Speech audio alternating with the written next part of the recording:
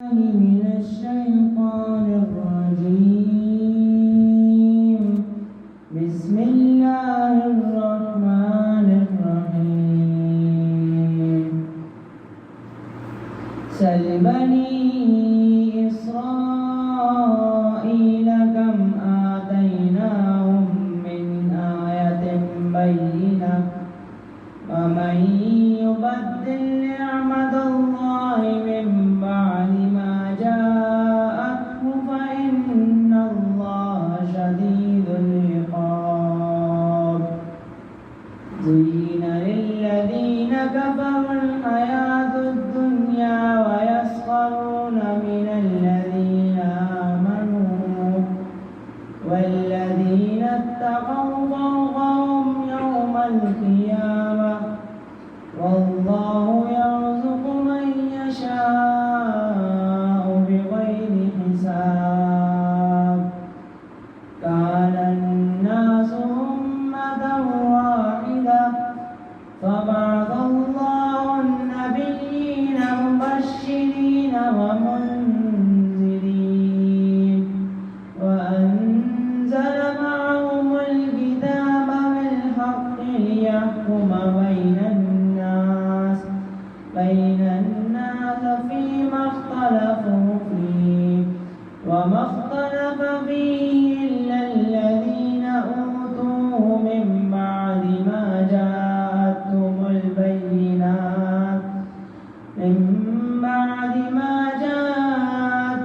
البينات بغيا بينهم. فهدى الله النبيين مبشرين ومنذرين وأنزل معهم الكتاب بالحق ليحكم بين الناس فيما اختلفوا فيه وما اختلف فيه إلا الذين أوتوه من بعد ما جاءتهم البينات بغيا بينهم. فهدى الله الذين آمنوا لما اختلفوا فيه من الحق بإذنه والله يهدي من يشاء إلى صراط مستقيم. أم حسبتم أن تدخلوا الجنة ولما يأتكم مثل الذين خلوا من قبلكم مستهم البأساء والضراء وزلزلوا حتى يقول الرسول والذين آمنوا معه متى نصر الله ألا إن نصر الله قريب. صدق الله العظيم.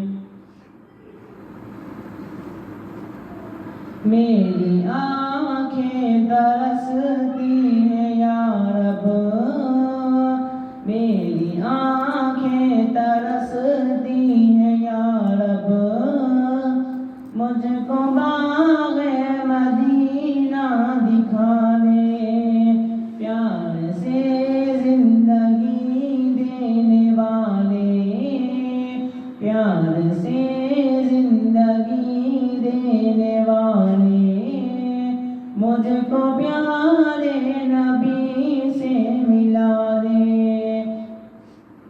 میری آنکھیں ترستی ہیں یا رب، مجھ کو باغ مدینہ دکھا دے، پیار سے زندگی دینے والے، مجھ کو پیارے نبی سے ملا دے. لے کے تلوار فاروق گھر سے قتل کرنے چلے تھے نبی کو، لے کے تلوار فاروق گھر سے قتل کرنے چلے تھے نبی کو. پاس پہنچے تو کی عرض رو کر، پاس پہنچے تو کی عرض رو کر،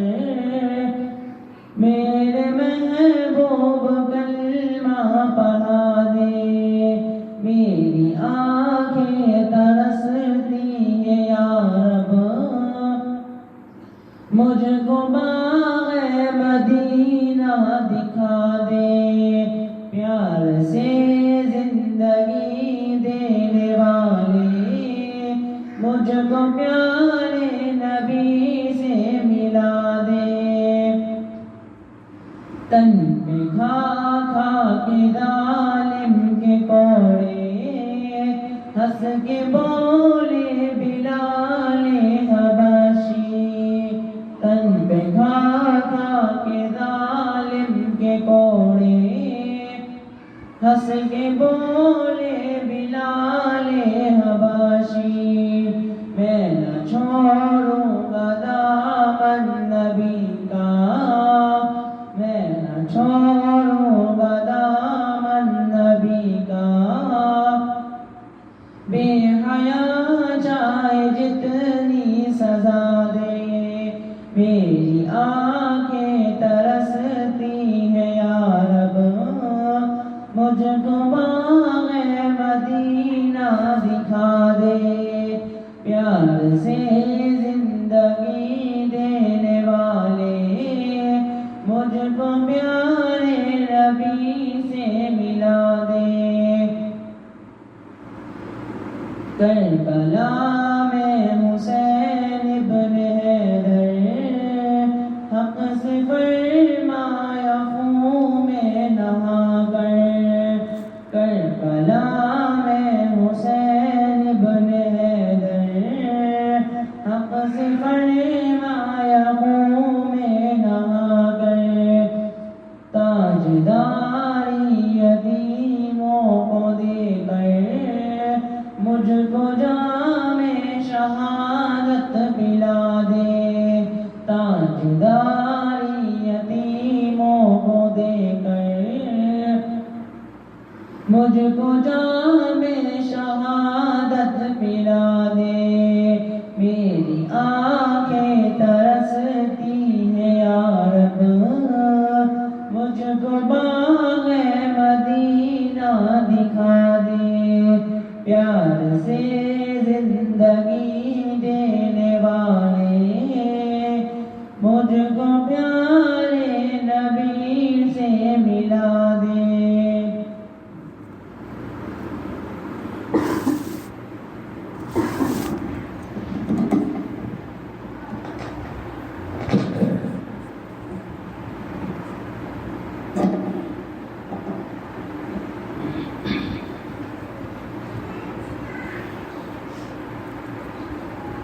نعبده ونصلي على رسوله الكريم، اما بعد، اعوذ باللہ من الشیطان الرجیم، بسم اللہ الرحمن الرحیم، قال اللہ تعالی فی قرآن مجید، کل نفس ذائقۃ الموت، وقال النبی صلی اللہ علیہ وسلم، المرء مع من احب، او کما قال علیہ الصلوۃ والسلام۔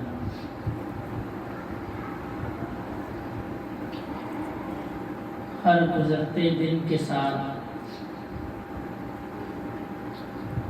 ہم اپنی قبر کے نزدیک ہوتے جا رہے ہیں۔ تو بچہ بڑا ہوتا ہے تو ہم سالگرہ مناتے ہیں، اپنی بھی مناتے ہیں کہ جی کیا ہوا، 1 سال مکمل ہو گیا، اس کی عمر جو ہے وہ 1 سال بڑھ گئی ہے، پہلے یہ 16 سال کا تھا اب 17 کا ہو گیا، پہلے 17 کا تھا اب 18 کا ہو گیا۔ حالانکہ حقیقت ایسی ہے کہ اس کی عمر بڑی نہیں ہے بلکہ 1 سال کم ہو گئی۔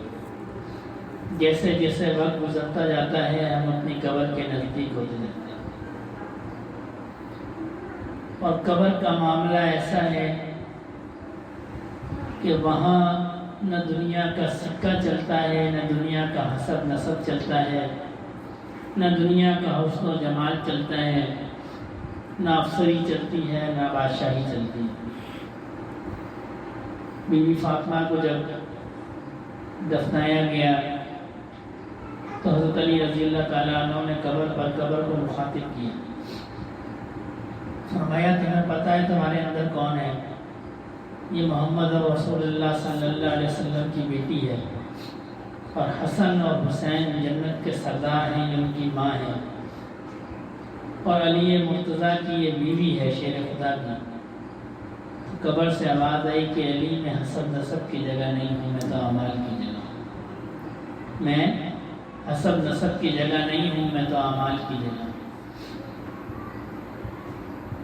اور اعمال وہ جو انسان ساری زندگی جن سے بھاگتا رہا، ساری زندگی انسان کو اپنے حسب نسب پہ، اپنی مال و دولت پہ، اپنی اولاد پہ، اپنی افسری اور بادشاہی پہ انسان فخر کرتا ہے، اور پھر جب قبر میں جاتا ہے تو اس کے دونوں ہاتھ خالی ہیں۔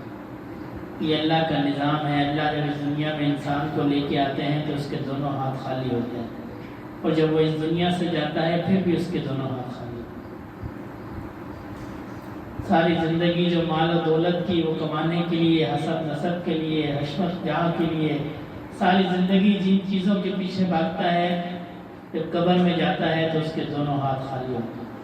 ساری زندگی وہ کہتا ہے میرا لباس عمدہ ہو، اچھے سے اچھا کپڑا میں پہنوں، اچھے سے اچھا میرا لباس ہو، اور جب قبر میں جاتا ہے تو اس کو سفید رنگ کا ایک کپڑا ملتا ہے، وہ بھی لٹھا سفید رنگ کا۔ وہ ساری رنگینیاں جو وہ دنیا میں دیکھتا ہے وہ سب اس سے چھوٹ جاتی ہیں۔ جس نام کے اونچا ہونے کے لیے وہ ساری عمر جدوجہد کرتا ہے کہ میرا نام اونچا ہو جائے، جس دن وہ مرتا ہے سب سے پہلے اس کا نام اس سے چھن جاتا ہے۔ یہ نہیں کہتے کہ فلاں فوت ہو گیا، کہتے ہیں جی فلاں کی میت ہے، یہ تو میت ہے، میت کو لے آؤ۔ نام بھی چھن جاتا ہے، اس کا مقام بھی چھن جاتا ہے، اس کا حسب نسب بھی چھن جاتا ہے۔ بی بی عائشہ نے نبی کریم صلی اللہ علیہ وسلم نے بی بی عائشہ سے فرمایا، بی بی عائشہ نے عرض کی کہ رسول اللہ جب حشر کا میدان ہوگا آپ ہمیں پہچانیں گے؟ آپ ہمیں پہچانیں گے؟ رسول اللہ صلی اللہ علیہ وسلم نے ارشاد فرمایا، عائشہ 3 وقت ایسے ہوں گے جب کوئی کسی کو نہیں پہچانے، 3 جگہوں پر کوئی کسی کو نہیں پہچانے گا، جب تک کہ اس کا نامہ اعمال اس کے ہاتھ میں نہیں دیا جاتا اس وقت تک نہیں پہچانے گا میرے سیدھے ہاتھ میں ہے، دائیں ہاتھ میں ہے کہ بائیں ہاتھ میں ہے، اس کو اپنی پریشانی ہوگی، وہ کسی کو نہیں پہچانے گا، وہ کسی کو نہیں پہچانے گا۔ پھر جب اعمال نامے تولے جائیں گے وہ کسی کو نہیں پہچانے گا۔ دنیا میں سارے محبت کے دعوے ہوں گے، ماں باپ کو بھی اولاد سے محبت کا دعویٰ ہے، بیوی کو بھی شوہر سے محبت کا دعویٰ ہے، بہن کو بھی بھائی سے محبت کا دعویٰ ہے، لیکن یہ سارے دعوے جو ہیں یہ صرف دنیا تک ہیں۔ جب اعمال نامہ تولا جائے گا جب کوئی کسی کو نہیں پہچانے گا، بلکہ روایات میں آتا ہے کہ منہ چھپائیں گے۔ اگر کوئی دنیا میں جان پہچان والا نظر آ جائے گا تو اس سے منہ چھپائیں گے کہ ایسا نہ ہو کہ مجھ سے کوئی چیز مانگ لے، ایسا نہ ہو کہ وہ مجھ سے کوئی چیز مانگ لے۔ اور فرمایا جب پل صراط سے گزرنا ہوگا جب کوئی کسی کو نہیں پہچانے گا۔ ان 3 موقعوں پر کوئی کسی کو نہیں پہچانے گا، اور ہر فرد دنیا میں ہر فرد کو یہ 3 موقع آنے ہیں۔ کوئی یہ نہیں کہہ سکتا کہ جی میرے پر تو یہ وقت نہیں آنا، سب پہ یہ وقت آنا ہے۔ وہاں جو چیز کام آئے گی وہ اعمال کام آئیں گے، وہاں اعمال کام آئیں گے۔ یہاں اللہ کو راضی کیا ہوگا وہاں کام آئے گا، یہاں صدقہ دیا ہوگا وہاں کام آئے گا، یہاں کسی کی مدد کی ہوگی وہاں کام آئے گا۔ بلکہ روایات میں آتا ہے کہ ایک شخص کے پاس ایک نیکی کم ہوگی، حالانکہ وہ دارالعمل نہیں ہے، وہ دارالجزا ہے، لیکن وہاں کسی کے پاس ایک نیکی کم ہوگی، اور کوئی ایسا فرد ہوگا جس کے پاس صرف ایک نیکی ہوگی۔ یہ جس کی ایک نیکی کم ہوگی یہ سب کے پاس جائے گا، اپنے رشتہ داروں کے پاس، دوست احباب کے پاس، اولاد کے پاس، ماں باپ کے پاس، کہ جی مجھے ایک نیکی میری کم ہے، کہ مجھے اگر ایک نیکی مل جائے تو میں جنت میں چلے جاؤں گا۔ کوئی بھی اس کو ایک نیکی نہیں دے گا، اس لیے نہیں دے گا کہ پتہ نہیں ہمارے ساتھ کیا معاملہ ہو، ایک نیکی بھی اس کو نہیں ملے گی۔ کوئی ایک بندہ ایسا ہوگا جس کے پاس صرف ایک نیکی ہوگی، وہ کہے گا جب تم اتنی نیکیوں کے بعد پھنس گئے، میری تو ایک نیکی ہے، تم لے لو، یہ تم لے لو، یہ نیکی مجھے کیا نفع دے گی؟ تو اللہ رب العزت اس سے فرمائیں گے تم نے اپنی نیکی دی، تم بھی اس کے ساتھ جانا چاہتے ہو، وہ ایک نیکی بھی اس کو وہاں نفع دے گی۔ بظاہر تو ایک نیکی ہے، اس کو کیا نفع دے گی؟ یہ سوچ کے وہ دے دے گا، لیکن اس کی ایک نیکی بھی اس کو یہ نفع دے گی کہ اللہ فرمائیں گے تم نے یہاں اس کا احسان کیا، تم بھی اس کا۔ یہ نیکی ایسی چیز ہے، یہ وہاں کا سکہ ہے. جس طرح دولت یہاں کا سکہ ہے، اس طرح نیکی وہاں کا سکہ ہے. یہاں ہم اللہ کو راضی کر لیں گے، وہاں ہمارے لیے آسانی ہو جائے گی. یہاں بھی آسانی ہو جائے گی، وہاں بھی آسانی ہو جائے گی. جو ہم اللہ کو یاد کرتے ہیں، اللہ کا ذکر کرتے ہیں، نماز پڑھتے ہیں، یہ ہم اصل میں اپنی راحت کا سامان کرتے ہیں. یہ ہم اپنی راحت کا سامان کرتے ہیں. ایک دفعہ سبحان اللہ پڑھتے ہیں، اللہ جنت میں درخت اگاتا ہے. نبی کریم صلی اللہ علیہ وسلم جب معراج پہ گئے تو ابراہیم علیہ السلام سے آپ کی ملاقات ہوئی. ابراہیم علیہ السلام نے فرمایا کہ آپ جو ہے اپنی امت کو بتائیں کہ جنت کی زمین بہت بڑی ہے. جنت کی زمین بہت بڑی ہے اور بہت زرخیز ہے اور بہت نرم ہے، بہت پانی والی ہے.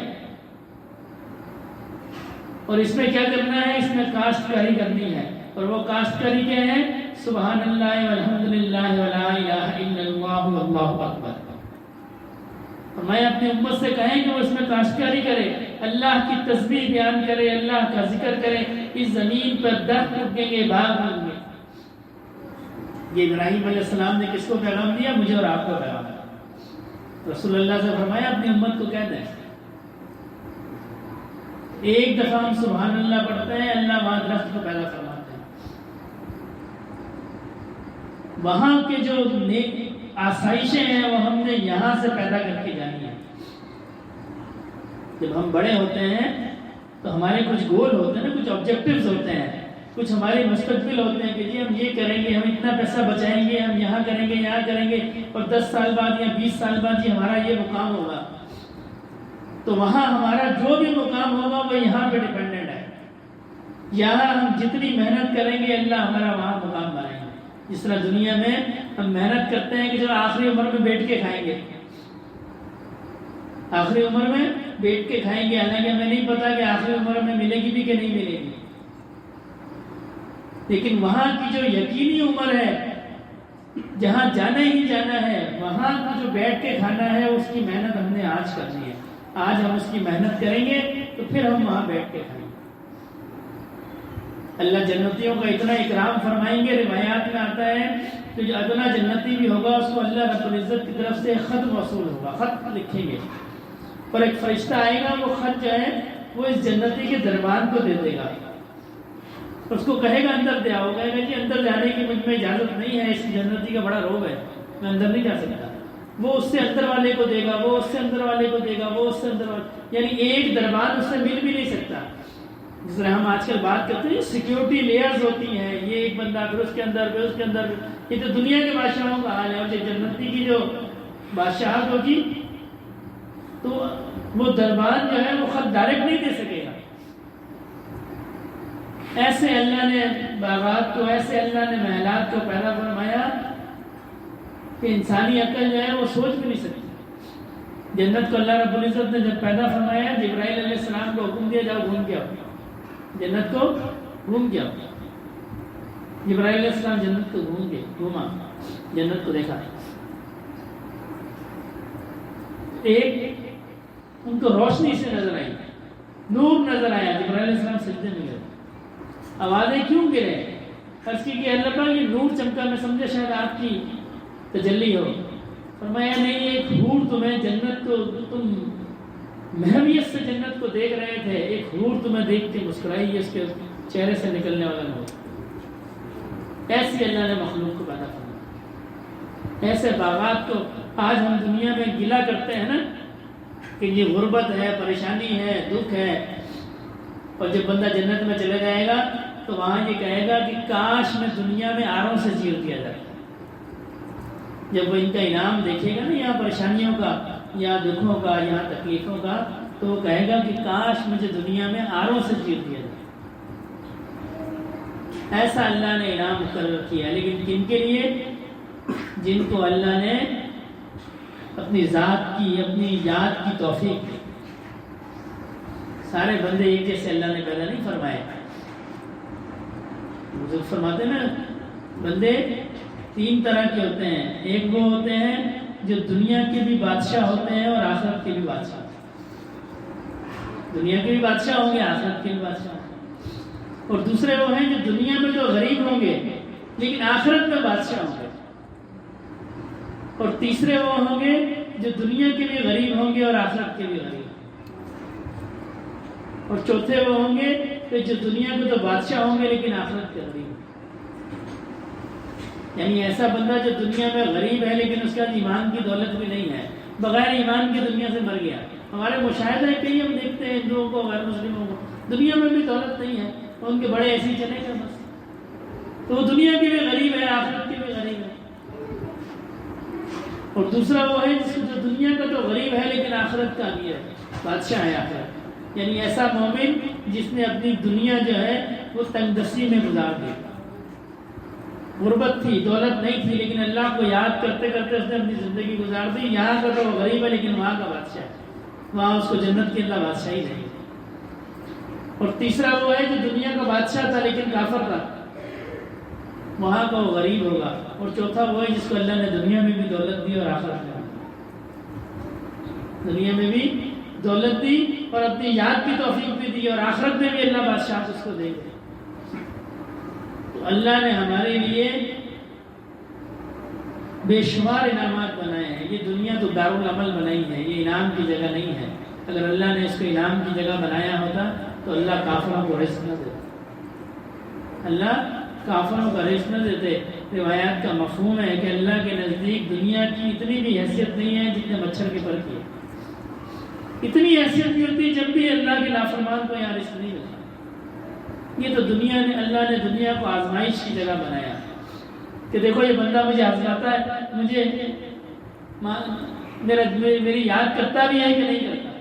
کسی کو مال دے کے آزما دیا، کسی کو بغیر مال کے آزما دیا، کسی کو غربت دے کے آزمایا، کسی کو مال دے کے آزمایا، کسی کو بیماری دے کے آزمایا، کسی کو دولت دے کے آزمایا، کسی کو صحت دے کے آزمایا۔ یہ تو آزمائش ہے۔ مومن جو ہے حالت آزمائش میں ہے۔ اگر وہ اس کے پاس دولت ہے جب بھی اس کے لیے آزمائش ہے کہ دیکھو اللہ کو یاد کرتا ہے کہ نہیں کرتا، غریبوں کی مدد کرتا ہے کہ نہیں کرتا،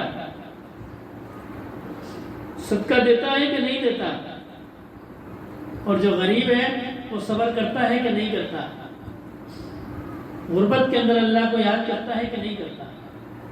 کیونکہ حد سے زیادہ غربت جو ہے یہ بھی اللہ کی یاد میں رکاوٹ بن جاتی ہے، حد سے زیادہ مال جو ہے یہ بھی اللہ کے نام میں رکاوٹ بنتا ہے۔ تو مومن کا تو یہ کام ہے، ہمارا اللہ نے یہ کام مقرر کیا کہ اللہ کو یاد کریں، بس جس بھی حال میں ہو اللہ کا شکر ادا کیا جائے، اور جتنا اللہ کا بندہ شکر کرتا ہے اللہ اس کو اتنی نعمتیں دیتا ہے، جتنا اللہ کا شکر کرتا ہے اللہ اس کو اتنی نعمتیں دیتا ہے۔ حضرت موسیٰ علیہ السلام کے زمانے میں کسی شخص نے ان سے عرض کی کہ اللہ کے رسول میرے پر بہت تنگی ہے، آپ اللہ سے دعا کریں جتنا رزق ہو مجھے مل جائے، مجھے ایک دفعہ ہی وہ سارا رزق مل جائے۔ تو حضرت موسیٰ علیہ السلام نے اللہ پاک سے دعا کہ اس کو سارا رزق ایک دفعہ مل گیا۔ کچھ عرصے بعد کیا دیکھا کہ اس کے تو رزق میں اور اضافہ ہو رہا ہے، اور اضافہ ہو رہا ہے۔ تو اللہ پاک سے عرض کی، اللہ پاک آپ نے اس کو ایک دفعہ جتنا رزق دینا تھا دے دیا، تو اس کے رزق میں اور اضافہ ہو رہا ہے۔ فرمایا اس نے ہم سے سودا کر لیا۔ کیا کیا؟ ہم سے سودا کر لیا۔ اس نے اپنے رزق کو غریبوں میں بانٹنا شروع کر دیا، مسکینوں میں بانٹنا شروع کر دیا۔ ہمارا وعدہ ہے جو غریبوں مسکینوں کو دیتا ہے، اللہ کے راستے میں خرچ کرتا ہے، اللہ اس کو دنیا میں 10 درجے اور آخرت میں 70 گنا دیتا ہے۔ یہ تو کم سے کم درجہ ہے، ورنہ جس آیت میں یہ ذکر ہے 700 گنا تک اور اس سے بھی زیادہ کا ہے۔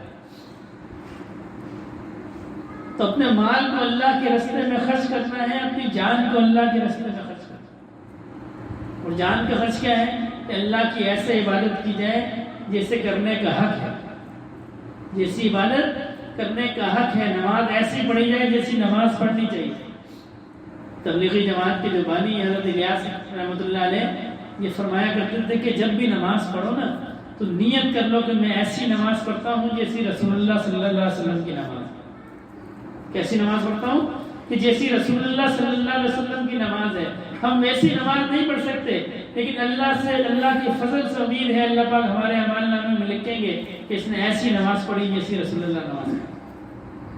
کم بڑی نسبت ہے اگر کسی کی نماز ایسی نماز لکھی جائے کہ جیسی رسول اللہ صلی اللہ علیہ وسلم پڑھتے تو کتنی بڑی بات ہے۔ تو جب بھی نماز پڑھیں یہ نیت کریں اللہ میں ایسی نماز پڑھوں گا جیسے رسول اللہ صلی اللہ علیہ وسلم، اور خشوع و خضوع کے ساتھ نماز پڑھی جائے، جلد بازی میں نماز نہ پڑھی جائے۔ فرمایا کئی نمازی ایسے ہوتے ہیں ان کی نماز ان کے سر سے اوپر نہیں جاتی، منہ پہ مار دی جاتی ہے۔ تو اللہ کی ایسے عبادت کرنی ہے جیسے عبادت کرنے کا حق ہے، اور ہر حال میں اللہ کو یاد رکھنا ہے، ہر حال میں خوشی ہو اللہ کو یاد رکھنا ہے، غم ہو اللہ کو یاد رکھنا ہے، پریشانی ہو اللہ کو یاد رکھنا ہے، ہر وقت اپنا قلب جو ہے یہ اللہ کی طرف متوجہ رکھنا ہے، حالت نماز میں ہو جب بھی اور بغیر حالت نماز کے ہو جب بھی، عبادت میں ہو جب بھی اور بغیر عبادت میں ہو، ہر وقت اللہ سے رجوع رکھنا ہے۔ پھر جب موت کا فرشتہ آئے گا تو بندے کا کیا حال ہوگا؟ اس کا اللہ کی طرف رجوع ہو۔ جو شخص دنیا میں جو کام کثرت سے کرتا ہے، بزرگوں نے لکھا ہے، مشاہدہ ہے، مرتے ہوئے وہ شخص وہی کام کرتا ہے جو کام دنیا میں وہ کثرت سے کرتا ہے، موت کے وقت اس کی زبان سے وہ الفاظ کثرت سے نکلتے ہیں۔ تو جو شخص اللہ کا ذکر کثرت سے کرتا ہوگا، درود شریف کثرت سے پڑھتا ہوگا، کلمہ شریف کثرت سے پڑھتا ہوگا، تو کیا ہوگا؟ پھر موت کے وقت یہی الفاظ اس کی زبان سے نکلیں۔ اور فرمایا جس حال میں بندے کا خاتمہ ہوگا، جن الفاظ میں بندے کا خاتمہ ہوگا، اسی الفاظ میں اٹھایا جائے۔ جو کلمہ پڑھتے ہوئے مرے گا کل قیامت کے دن وہ کلمہ پڑھتے ہوئے اٹھایا جائے گا، اور جو گناہ کرتے ہوئے مرے گا قیامت کے دن وہ اسی حال میں اٹھایا جائے گا۔ تو یہ دعا کیا کریں اللہ پاک ہمیں ایمان والی موت نصیب فرمائے، ایمان والی، کیونکہ جس حال میں بندہ اس دنیا سے اللہ کے سامنے جائے گا وہ اسی حال میں اٹھے، تو پوری زندگی یہ کوشش کرتا رہے کہ میں اللہ کو یاد کرتا رہوں،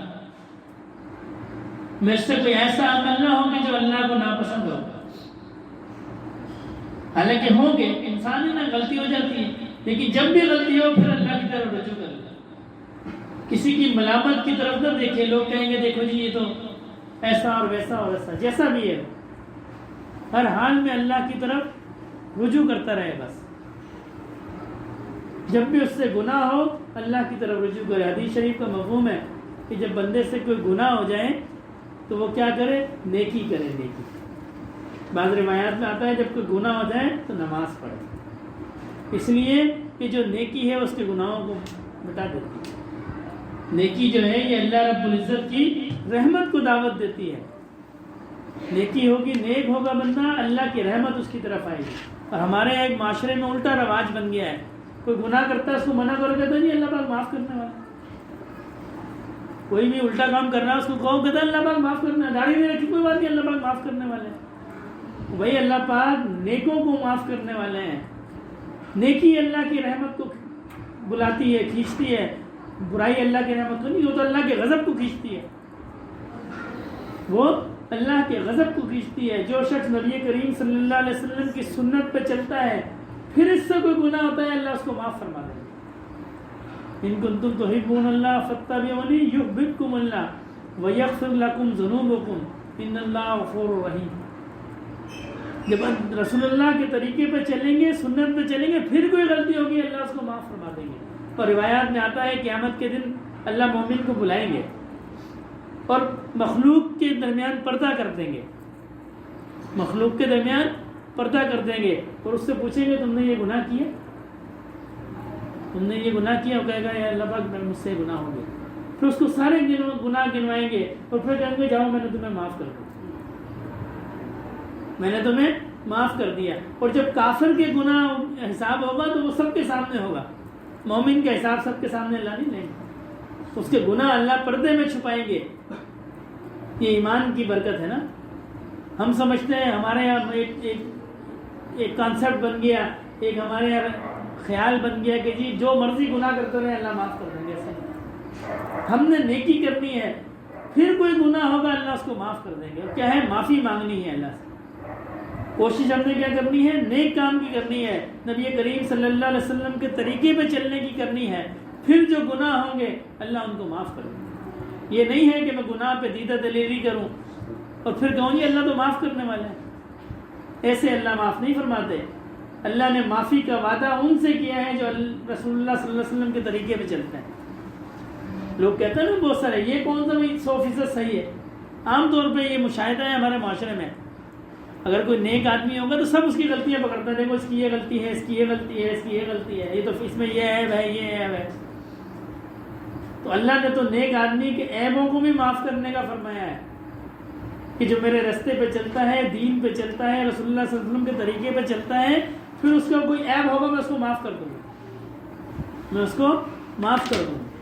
اسی لیے حدیث مبارکہ میں مفہوم ہے, رسول اللہ صلی اللہ علیہ وسلم نے فرمایا اگر کوئی عالم, علم والا, نیک آدمی وہ بگڑ جائے تو لوگوں میں بیان نہ کرو کہ جس میں یہ عیب ہو گیا. یعنی اگر وہ بگڑ بھی گیا ہے, کوئی اس میں بری علت آ گئی ہے, بری لت آ گئی ہے, تو لوگوں میں بیان نہ کرو کہ جی فلاں عالم ہے, دیکھو اس کا یہ عیب ہے, فلاں. آج ہمارے یہاں یہ عام ہے علماء کے عیب, نیک لوگوں کے عیب بیان کرنا یہ عام ہے. لوگ مزے لے کے بیان کرتے ہیں کہ جی فلاں نے دیکھو اس نے تو یہ کام کیا, اس نے تو یہ کام کیا. اور روایت کا مفہوم ہے اگر کوئی عالم, کوئی علم والا, کوئی نیک آدمی بگڑ جائے تو اس کا عیب لوگوں میں نہ بیان کرو, بلکہ اس کی اصلاح کے لیے دعا کرو. اس کی اصلاح کے لیے دعا کرو کہ یا اللہ آپ اس کو پہلے والی حالت میں لوٹا دیں. اور اللہ ہر چیز پر قادر ہے. لوگوں کے عیب نہ بیان کرتے رہو. جو بندہ کسی کے عیب چھپاتا ہے, رسول اللہ صلی اللہ علیہ وسلم نے فرمایا وہ ایسا ہے جیسا زندہ بچی کو درگور کیا جا رہا ہو اور اس کو بچا رہا.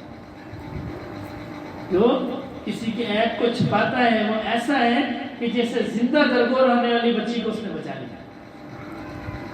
اور جو دنیا میں کسی کے عیب چھپاتا ہے, اللہ قیامت کے دن اس کے عیب چھپاتا ہے. جو دنیا میں لوگوں پر رحم کرتا ہے, اللہ قیامت کے دن اس پر رحم کرے.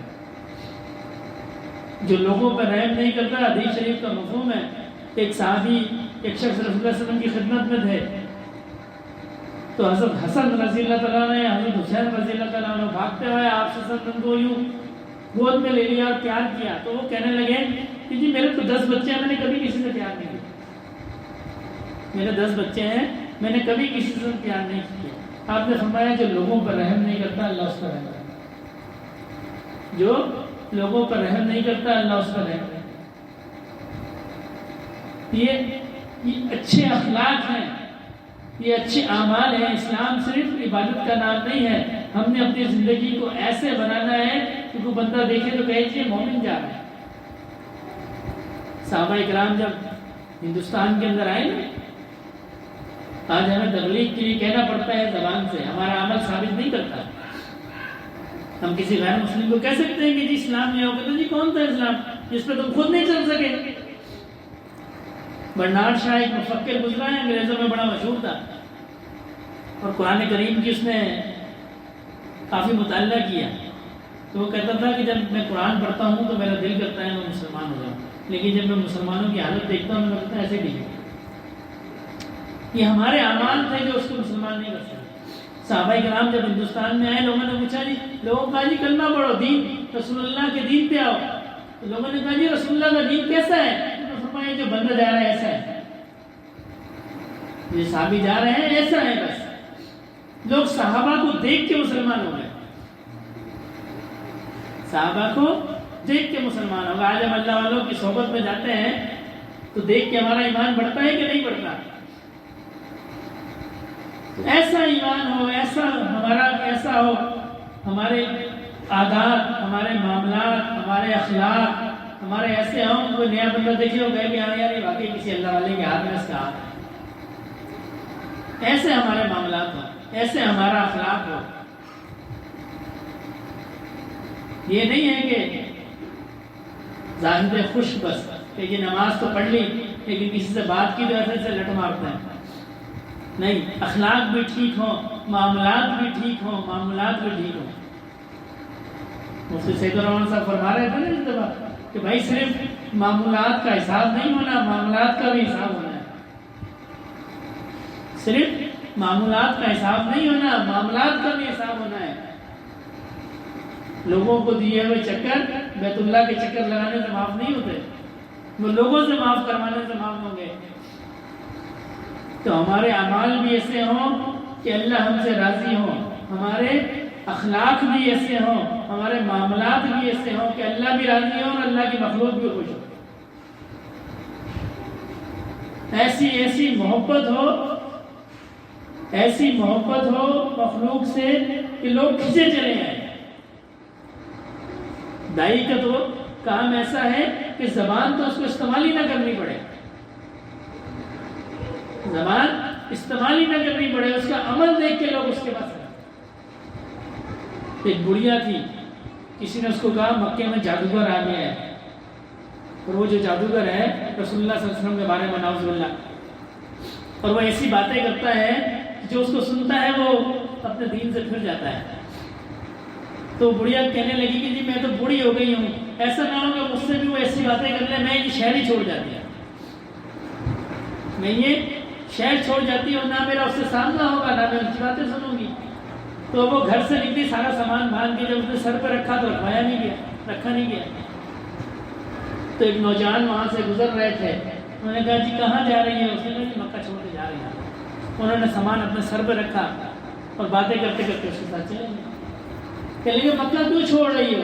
کہنے لگی جی یہاں ایک جادوگر ہے، وہ جس سے بات کرتا ہے اس کو اپنے مذہب پہ لے آتا ہے، تو میں اس کے خوف کی وجہ سے میں یہ مکہ چھوڑ کے جا رہی ہوں، نہ میرا سامنا ہوگا نہ کوئی بات ہوگی. تو چلتے چلتے جس جگہ پہ اس بڑھیا نے جانا تھا تو انہوں نے وہ گٹری نیچے اتاری. اس بڑھیا نے پوچھا تم بہت اچھے نوجوان ہو، تم نیک و صالح ہو، تم بہت اچھے آدمی ہو، تمہارا نام تم کون ہو؟ تو انہوں نے کہا میں وہ نوجوان ہوں، میں وہ جادوگر ہوں جس سے بچ کے تم جا رہے ہو. اس نے کہا نہیں جی اگر آپ وہ بندے ہیں تو میں آپ پہ ایمان لاتا ہوں، آپ وہ بندے ہیں تو میں آپ پہ ایمان لاتا ہوں. آج ہم اسی پیغمبر کی امتی ہیں نا، اور ہمارے اخلاق کیسے ہیں؟ کسی کو مدد کی ضرورت ہوگی ہم نہیں کریں گے. حالانکہ حدیث شریف کا مفہوم ہے جو نرم بات ہے نا، نرم بات یہ بھی صدقہ ہے. اب میرے پاس مال نہیں ہے تو میں کہوں جی میں تو صدقہ نہیں دے سکتا، کسی سے نرمی سے تو گفتگو میں کر سکتا ہوں. نرمی سے گفتگو، کوئی شخص پریشان ہو اس کو دلاسا دینا، نرمی سے گفتگو کرنا، یہ صدقہ ہے. صدقہ فرشتے اس کا ایسا ثواب لکھتے ہیں جیسا پیسے خرچ کرنے کا لکھتے ہیں. کسی کے دل کو اس سے راحت ہوتی ہو، اور کسی کو اگر کوئی پریشانی ہو اس میں کسی نے اس کو دلاسا دیا ہو، تسلی دی ہو، تو یہ اس کا دل جانتا ہے کہ اس کے لیے اس شخص کی کیا اہمیت ہے. تو کوئی پریشان ہو، کوئی دکھی ہو، تو بجائے اس کے کہ اپنے زخموں سے، اپنے الفاظ سے اس کو زخمی کیا جائے، اس کی بات کو سنا جائے، اس سے ہمدردی کی جائے، اس سے نرمی کی جائے. فرمایا اگر کسی نے کسی کو قرض دیا ہے اور وہ واپس نہیں کر سکتا، فرمایا اس کے قرض میں مہلت دے، اس کو سختی نہیں کرے. آپ صلی اللہ علیہ وسلم نے جنتی کی نشانی بتائی، فرمایا نرم خو ہوگا، نرم خو یعنی نرمی والا ہوگا اور معاملے میں ڈھیل دینے والا ہوگا. ایک دم اٹل فیصلے سے ہم کہتے ہیں نا، ہمارے بڑی بہادری سمجھی جاتی ہے کہ یہ شخص تو جی بالکل سخت آدمی ہے. سختی پسندیدہ نہیں ہے، نرمی پسندیدہ ہے. تو ہمارے معاملات ایسے ہو جائیں جیسے اللہ کو پسند ہے، ہمارے اخلاق ایسے ہو جائیں جیسے اللہ کو پسند ہے، ہماری عبادات ایسی ہو جائیں جیسے اللہ کو پسند ہے. اور اللہ کی رضا کی حالت میں، اللہ کی پسندیدگی کی حالت میں جب بندہ وہاں جائے گا پھر وہ نفع کے اندر ہے، پھر وہ نفع کے اندر ہے، ورنہ پھر وہ نقصان کے اندر ہے. اور وہاں کا دنیا کا نقصان جو ہے کہیں نہ کہیں پورا ہو سکتا ہے. کسی کو خدا نہ خواستہ کوئی نقصان ہو جائے، کوئی مال و دولت چھن جائے، وقت کے ساتھ سب مل جاتی ہے، لیکن وہاں کا جو نقصان ہے پھر وہ پورا نہیں ہوتا. ہاں یہ ہے کہ اللہ اگر چاہے پیچھے اس کے وارثوں کو خبر دے دیں یا ان کے دل میں ڈال دیں، وہ اس کو کچھ پڑھ کے دے دیں. ورنہ قبر میں جو آزمائش ہے اس کا دنیا کو بھی پتہ نہیں چلتا کس حال میں. تو آج ہمیں دنیا میں کوئی نہیں پوچھتا، مرنے کے بعد کون پوچھے گا؟ کوئی پوچھے گا؟ کوئی بھی نہیں پوچھے گا. دنیا میں کوئی ہمیں یاد نہیں رکھتا، مرنے کے بعد کون یاد رکھے گا؟ تو جو کچھ کرنا ہے اس دنیا میں کرنا ہے، اور ابھی کرنا ہے، ہر حال میں اللہ کو راضی کرنا ہے. جو وقت گزر گیا وہ گزر گیا، جو باقی بچا ہے اور کوئی بھی نہیں جانتا کتنا وقت باقی ہے. سال باقی ہے، 2 سال باقی ہیں، 10 سال باقی ہیں، کہ 2 لمحے بھی باقی نہیں ہیں. تو کامیاب وہ ہے جس نے اپنی زندگی میں اللہ کو راضی کر لیا، بس وہ کامیاب ہے. جس نے اپنی زندگی میں اللہ کو راضی کر لیا وہ کامیاب ہے، ورنہ کامیابی نہیں۔ اور کامیاب وہ ہے جو اللہ کو راضی کر لے، اللہ کو یاد کر لے، اور اسی کے لیے اللہ نے ہمیں پیدا فرمایا ہے۔ جب ہم یہاں سے جائیں گے تو اصل میں یہی حساب ہے کہ بندے نے مجھے یاد رکھا کہ نہیں رکھا، بندے نے مجھے یاد رکھا کہ نہیں رکھا، میری عبادت کی کہ نہیں کی۔ سارے جو امتحان ہیں وہ اسی بات کا ہے۔ اس پوری دنیا میں اللہ نے انسان کو اسی لیے پیدا فرمایا تھا کہ آزما لے، ورنہ اقرار تو ساری روحوں نے وہاں کیا تھا، ساری روحوں نے کیا تھا نا، قالوا بلا، سب نے کہا تھا جی آپ ہمارے رب ہیں، سب روحوں نے کہا تھا کہ آپ ہمارے رب ہیں۔ یہ تو اللہ نے جب آزمائش میں دنیا کو بھیجا تو کچھ نے مان لیا، کچھ نے نہیں مانا۔ تو جب ہم یہاں سے جائیں گے اصل میں تو سارا ترازو میں جو وزن ہے وہ اسی چیز کا ہے کہ ہم نے اللہ کو مانا، اس آزمائش کو قبول کیا کہ نہیں کیا۔ تو دعا فرمائے اللہ رب العزت ہمیں جب اس دنیا سے لے کے جائیں تو رضا والی حالت میں ہم اس دنیا میں جائیں۔ یہ بھی اللہ کی توفیق سے ہے، اللہ جس کو توفیق دیتے ہیں وہ نیک عمل کرتا ہے، نہیں دیتے ہیں وہ نہیں کرتا۔ تو جب ہم اس دنیا سے جائیں تو رضا والی حالت میں جائیں، اور جب تک اس دنیا میں رہیں رسول اللہ صلی اللہ علیہ وسلم کے دین پہ قائم رہیں، اللہ کی مرضی کے مطابق زندگی گزارتا ہے۔ دعا فرمائے اللہ رب العزت ہمیں عمل کی توفیق عطا فرمائے۔ تمام ساتھی 3 دفعہ استغفار، 10 دفعہ درود شریف، 10 دفعہ تیسرا کلمہ، 11 دفعہ سورہ اخلاص اور 1 دفعہ سورہ فاتحہ۔ استغفر اللہ۔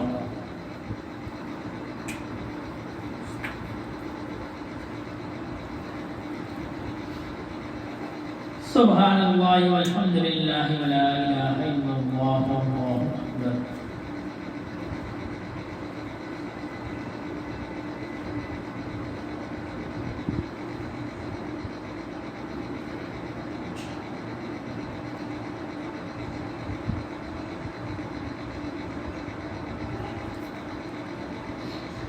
صلی اللہ علیہ وبارک وسلم۔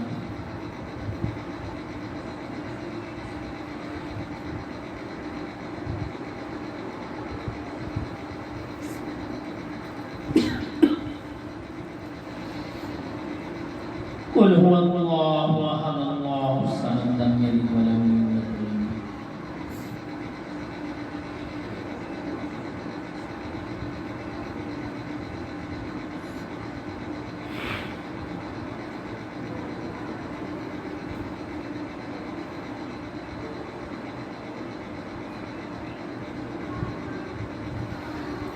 الحمد للہ رب العالمین الرحمن الرحیم مالک یوم الدین ایاک نعبد و ایاک نستعین اهدنا الصراط المستقیم صراط الذین انعمت علیہم غیر المغضوب علیہم ولا الضالین۔ الحمد للہ رب العالمین والصلاة والسلام علی سید المرسلین۔ یا اللہ پاک جو پڑھا گیا اس کا ثواب نبی کریم صلی اللہ علیہ وسلم کی بارگاہ عالیہ میں پیش فرمائیے۔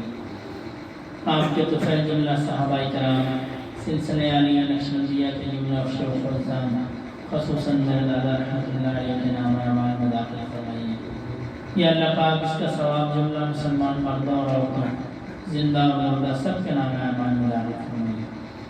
اللہم صلی علی سیدنا مولانا محمد صلاة تنجینا بها من جميع الأحوال والآفات وتجزیلنا بها جميع الحاجات وتطهرنا بها من جميع السیئات وترفعنا بها عندك أعلى الدرجات وتبلغنا بها أقصى الغايات من جميع الخيرات في الحياة وبعد الممات إنك على كل شيء قدير۔ سبحان ربك رب العزة عما يصفون وسلام علی المرسلین والحمد للہ رب العالمین آمین برحمتک یا اللہ۔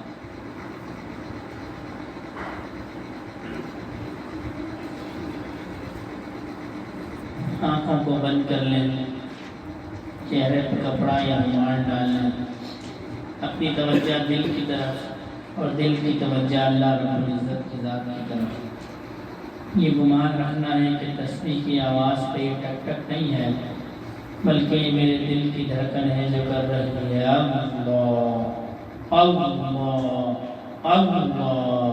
یہ نہیں دیکھنا کہ میرے دائیں کون ہے بائیں کون ہے، بس یہ توجہ رکھنی ہے کہ میں ہوں اور اللہ رب العزت کی ذات ہے۔ اور میں اللہ کے سامنے بیٹھا ہوں.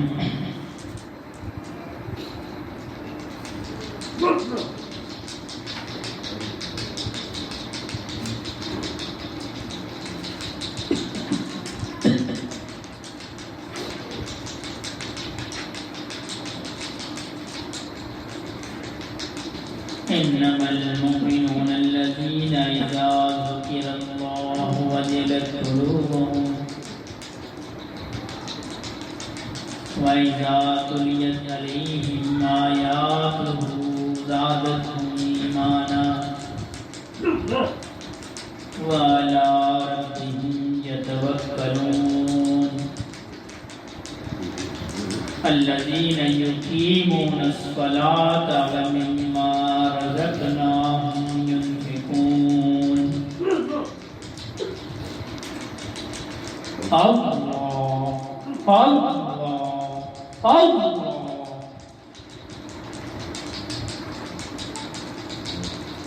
ذکر گو تا تیرا جانست پاکی دل سے ذکر رحمان است.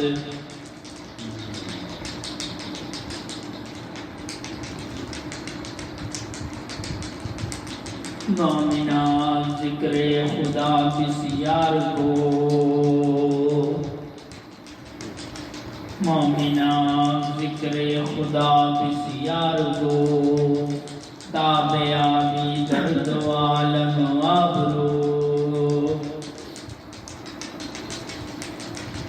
ذکر حق آمد غذائی روح را ذکر حق مرہم دل مجروح را. اللہ اللہ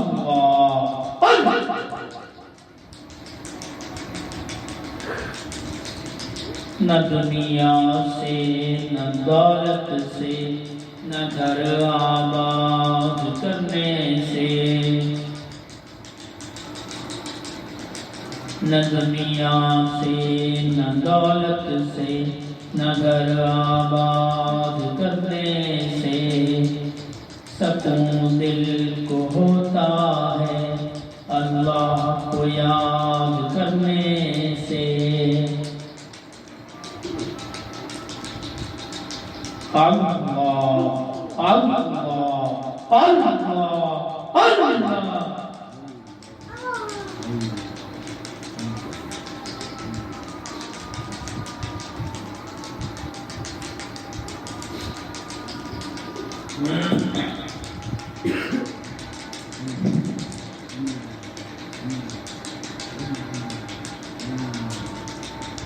آباد رہے ہر دم مرشد تیرا میں خانہ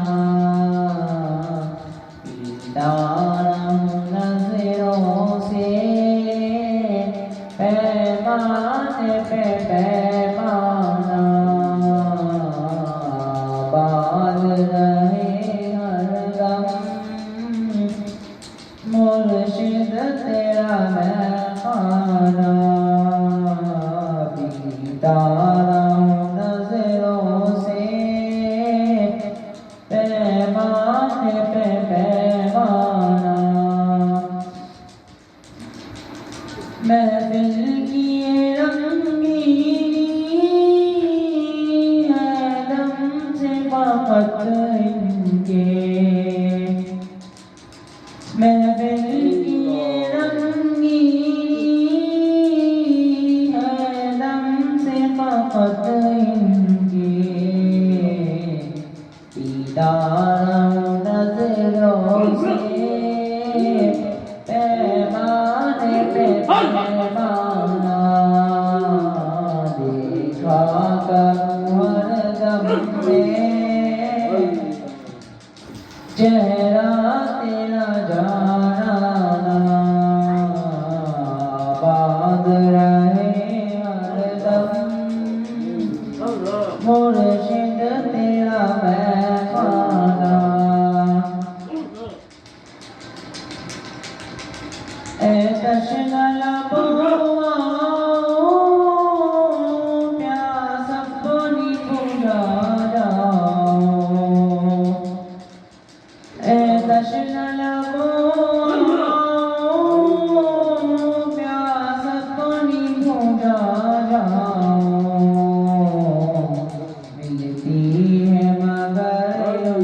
کو جس نے بھی یہ پہچانا، ملتی ہے مگر اس کو جس نے بھی یہ پہچانا، ستارہ نظروں سے پیمان پہ پیمانہ،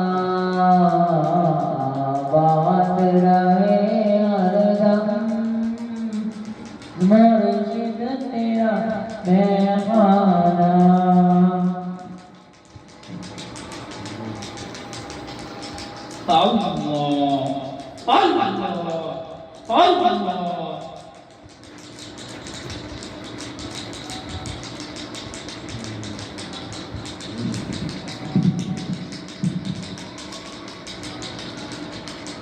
عزیزوں دوستوں یاروں یہ دنیا دار فانی ہے، دل اپنا مت لگاؤ تم لہد میں جا بنانی ہے، تم آئے بندگی کرنے پھنسے لذات دنیا میں، ہوئی اندھی عقل تیری کیسی نادانی ہے، گناہوں میں نہ کر برباد میں اپنی تو کر توبہ، کہاں ہے باپ دادا سب کے جن کی تو نشانی ہے، نہ کر بل اپنی دولت پر، نہ طاقت پر، نہ حشمت پر، کہ دنیا کی ہر ایک چیز تجھ کو چھوڑ جانی ہے، تجھے کی کر نمازیں پڑھ، خدا کو یاد کر ہر دم، کہ آخر میں تیری نیکی تیرے کام آنی ہے، روزی کھا حلال اپنی ذرا کا نور تقویٰ بن، کہ تقوی میں ترقی ہے یہ نعمت جاودانی ہے، شریعت کی غلامی کر گناہوں سے تو بچ یارا، بری حالت ہو ظالم چور کی جو گردانی ہے، نہ ہو شیطان کے تابع، نہ بے فرمان رب کا ہو، نبی کے در کا خادم بن، مراد اچھی جو پانی ہے۔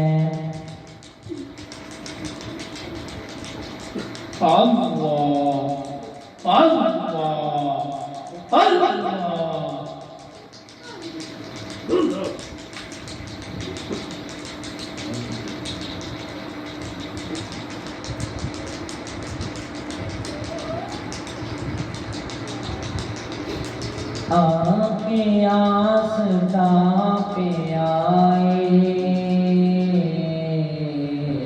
آپ کی یاد کھینچ لائی، آپ کے آستاں پہ آئے، آپ کی یاد کھینچ لائی، رکھے خدا سلامت آپ کے در سے آشنائی، رکھے خدا سلامت آپ کے در سے آشنائی، آپ کی گلی کے پھیرے میری زندگی کا حاصل، آپ کی گلی کے پھیرے زندگی کا حاصل، آپ کے در سے آشنا ہوں، یہ میری پارسائی، آپ کے در سے آشنا میری پارسائی۔ میں کبھی جو ڈگمگایا، میں کبھی جو لڑکھڑایا، میں کبھی جو ڈگمگایا، میں کبھی جو لڑکھڑایا، آپ کی بستی نظر مجھے تھامنے کو آئی، آپ کی بستی نظر مجھے تھامنے کو آئی، آپ کے آستا پہ آئے، آپ کی یاد کھینچ لائی، رکھے خدا سلامت آپ کے در سے آشنائی۔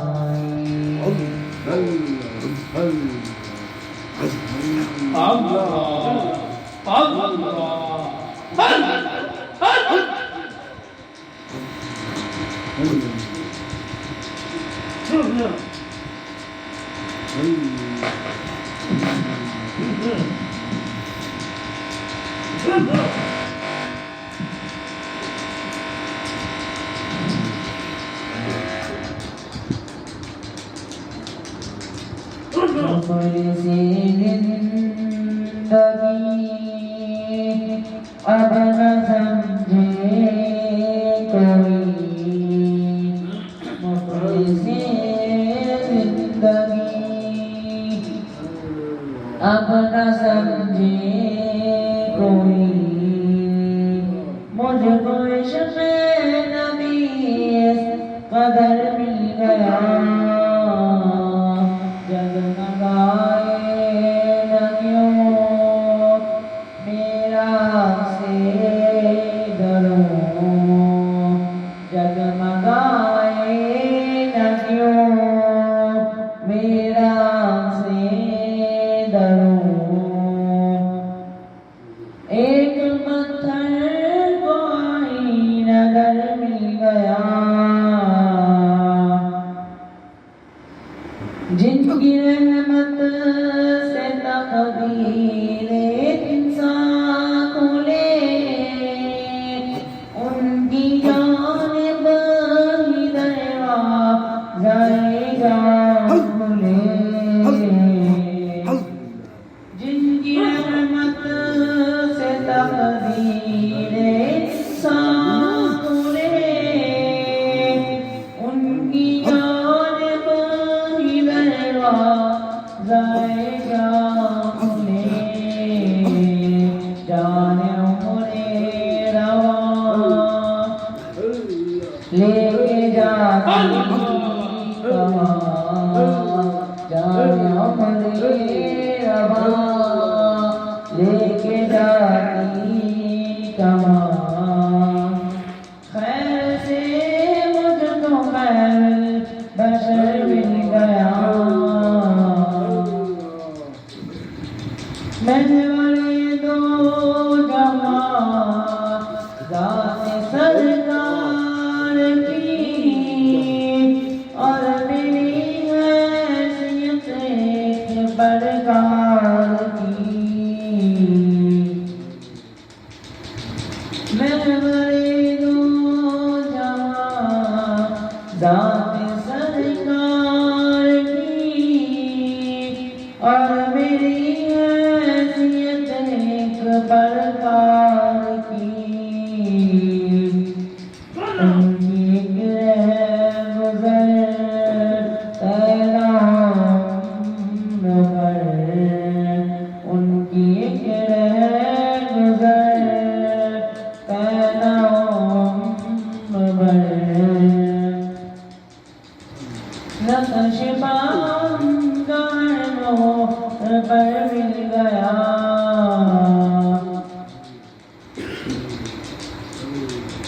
ان کا دیوان ان کا مجذوب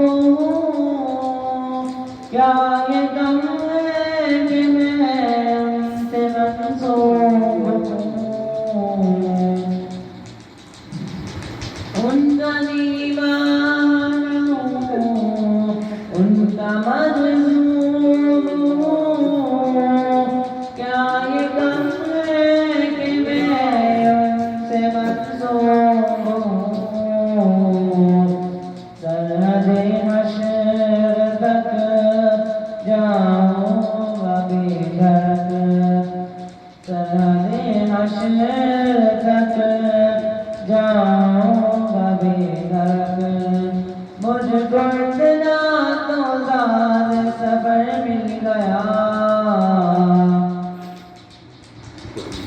ذہن بے رنگ تھا سانس بے روح تھی روح پر معصیت کی کری توب تھی ذہن بے رنگ تھا سانس بے روح تھی روح پر معصیت کی کری توب تھی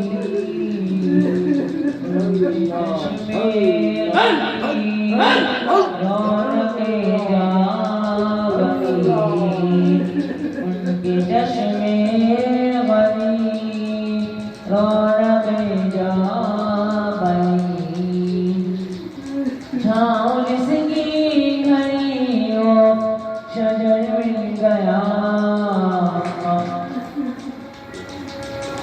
جب سے مجھ پر ہوا مصطفیٰ کا کرم بن گیا دل مظفر چراغ حرم جب سے مجھ پر ہوا مصطفیٰ کا کرم بن گیا دل مظفر چراغ حرم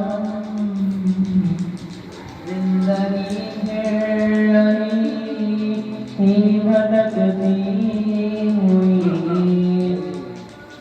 زندگی پھر رہی تھی بھٹکتی ہوئی میرے خانہ بدوشی کو گھر مل گیا مخلص زندگی اب نہ سمجھے کوئی مجھ کو عشق نبی قدر مل گیا جگمگائے نہ کیوں میرا سے گھروں ایک پتھر کو آئینہ در مل گیا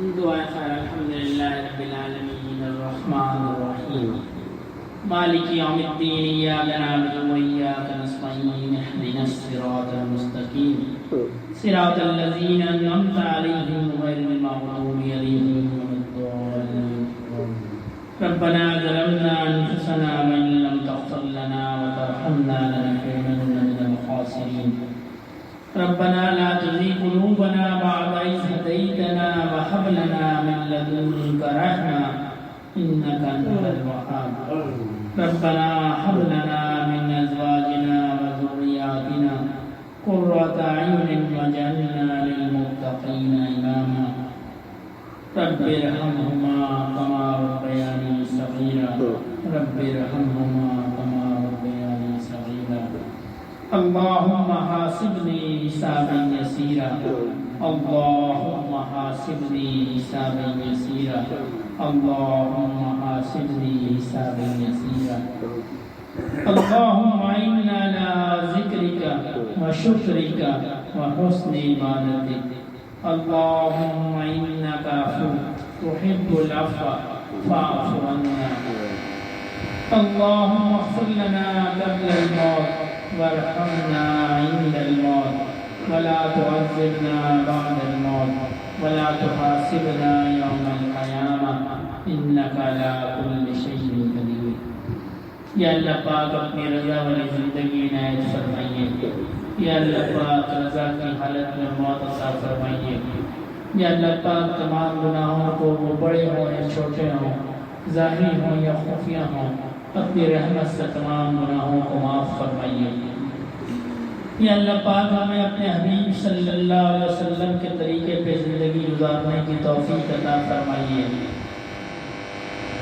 یا اللہ پاک جو گناہ اور معصیت جو عادتیں بد ہم سے چھوٹتی نہیں ہیں اپنے فضل سے ان عادتوں کو ہم سے دور فرمائیے یا اللہ پاک جو بیمار ہیں ان کو تندرستی عطا فرمائیے ہمارے مزمل بھائی پیر بھائی ہیں ہمارے امین ہیں اور ان کی والدہ سخت امین ہیں تمام ساتھیوں کے لیے بھی دعا کریں اللہ پاک ان کو صحت کاملہ عطا فرمائے یا اللہ پاک اور جتنے دوست احباب ہسپتالوں میں یا گھروں میں بیمار ہیں اپنے فضل سے سب کو صحت کاملہ عطا فرمائے یا اللہ پاک ہمارے جو عزیز رشتہ دار اس دنیا سے ایمان کی حالت میں چلے گئے سب کی قبروں کو جنت کے باغوں میں سے باغ بنا دیجیے یا اللہ پاک ہمارے والدین پر رحم فرمائیے یا اللہ پاک اگر وہ حیات ہیں تو ہمیں ان کی خدمت کرنے کی توفیق عطا فرمائیے یا اللہ پاک جو بے اولاد ہیں ان کو نیک صالح اولاد عطا فرمائیے یا اللہ پاک جو اولاد